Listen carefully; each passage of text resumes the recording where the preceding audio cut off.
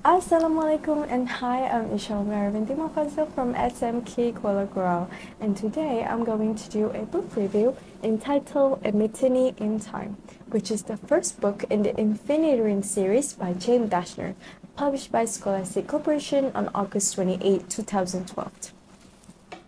There are several books that have also caught my attention, namely The Epic of Hang Tuah, edited by Qasim Ahmad and published by the Nilam Bahasa and Pustaka. Wonders of the World, written by Martin Howards and published by Igla Book. Along with that, His Royal Highness Sultan Nazim Shah, Reflections and Recollection, edited by Muhammad Anwar bin Zaini and published by RNS Publications.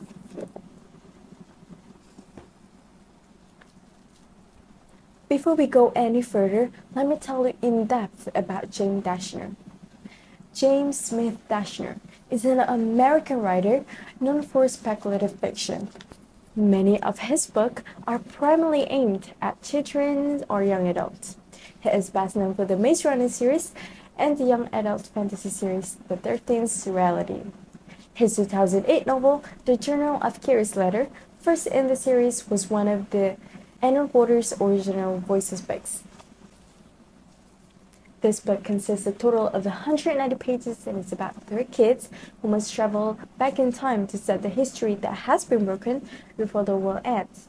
This book introduces the trio and follows them as they try to prevent a revolt by the Amenkir brothers.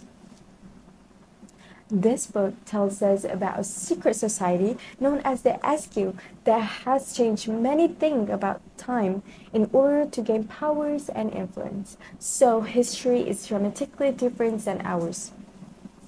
Those changes or breaks have also caused many problems, including increasingly intense natural disaster and civil unrest. The SQ also manipulates every government's actions.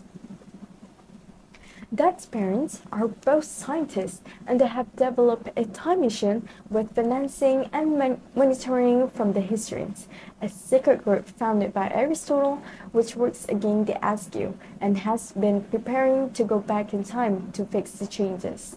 One day, Dag, Sarah, and their class go to the Smithsonian Museum. As Dag soaks in everything, Sarah is bored with the history. Suddenly, an earthquake rocks the building, nearly causing a Viking longship to fall on Sarah and Dag. After the disaster, Sarah experiences a remnant, a feeling that something different would have happened if time hadn't been changed. After she goes to Dag to share it, he allows her to enter his parents' lab. Sarah completes the Infinity Ring, a device that change. After she goes to Dag to share it, he allows her to enter his parents' lab. Sarah completes the Infinity Ring, a device that allows time travel. However, their parents' first attempt at time traveling fails, getting them lost in the time stream. Soon after that, a dozen of historians disguised as SQ members stormed Dag's parents' lab. When Brent and Mari, the historians' current leader, introduced Dag and Sarah to the historians, only Rick stands out. He is far younger than everyone else, with dark skin and eye. He also knows 16 languages and is 16 years old. Shortly after that, the SQ storms the compound of Dag's and Dag, Sarah, and Rick escape using the Infinity Ring and decide to go back in time to fix the changes themselves. They go to the Great Pyramid of Giza, thousands of years in past, to discuss their next move.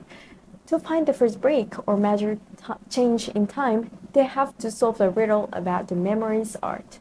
After Rick solves it, they go to Palos de Lavrento on August 3, 1492. However, they meet a time warden of the SQ, and they have to escape and find a contact, a butcher named Gloria. They discuss the breaks and they have to fake and learn that Queen Isabel is commissioned a major voyage. The group believe that they must help the Amenkir brothers, Sylvia and Rob, complete a mutiny against the cruel captain, Christopher Columbus. Gloria helps them get on the Santa Maria, the ship that the mutiny is about to happen on through the help of one-eyed man named Eyeball. The kids have to work extremely hard while on the ship, although they still believe that the mutiny must happen. They soon discover that Raul and Sylvia are askew. The kids meet riffraff, all the lowest of the low, including Ricardo, Francisco, and Daniel. Eyeball hurts them, discuss the mutiny, and puts them in the brig to be killed next morning. However, Highball is actually on their side due to his love for Gloria. The riffraff expose the Menke brothers and battle them to prevent the mutiny. Afterwards, Raul throws Dak overboard. He soon learns that Xavier is dead and Raul was thrown overboard too. Raul tries to drown Dak, and Sarah uses the infinity ring to wrap herself. Dak and Rick was to a warehouse where they find a wanted poster for Dak's parents. Meanwhile, Brent and Mari reflect the SQ attacked, and Brent wonders if his high school was always named after the Columbus. Overall, I like the twist in this story that unlike traditional time travel stories and the history details that aren't accurate amuse me.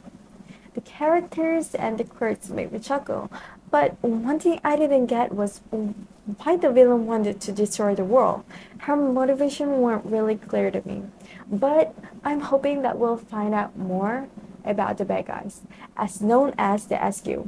Other than that, the author did a good job while playing with our expectations a little with nice action-filled plot.